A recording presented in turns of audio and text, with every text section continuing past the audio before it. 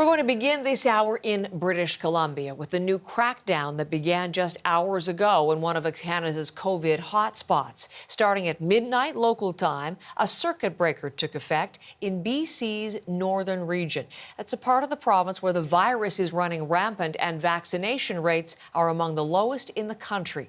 John Northcott is leading off with the details of these tough new rules now, John, several hours old. Yeah, Heather, they're talking about this as a life-saving circuit breaker, not only to save lives in ICUs, but to save lives right throughout the healthcare system, especially in the northern part of British Columbia, where just yesterday 129 new cases were reported, where fewer than 60% have actually been double dosed, compared to, say, 80+% in many other jurisdictions across the country. There is a sense, there is no doubt, of desperation in this. Let's listen to the Health Minister, Adrian Dix.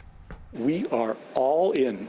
We have thrown everything in but the kitchen sink, and the kitchen sink went in a week ago. We are doing everything we can to support the North, and we will continue to do that.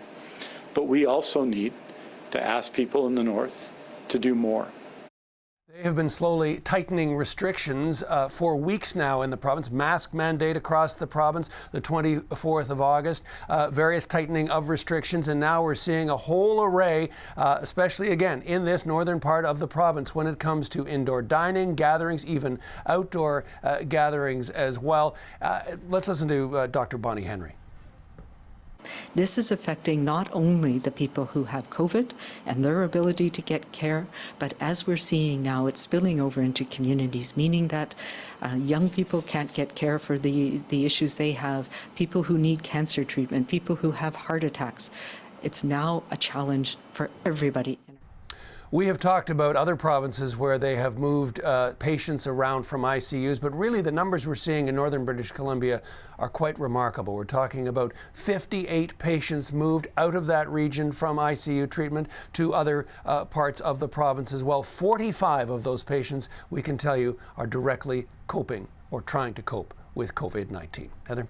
John, health officials have been expressing concern about one demographic in particular, haven't they? Yeah, we're talking about the young, particular people in their 20s, 30s, and 40s for a variety of reasons, not the least of which there is that sense of immortality that so many young people have, but also around the Delta variant that seems, for whatever reason, to spread faster and potentially even affect in a more severe way younger people. Let's listen again to Dr. Bonnie Henry.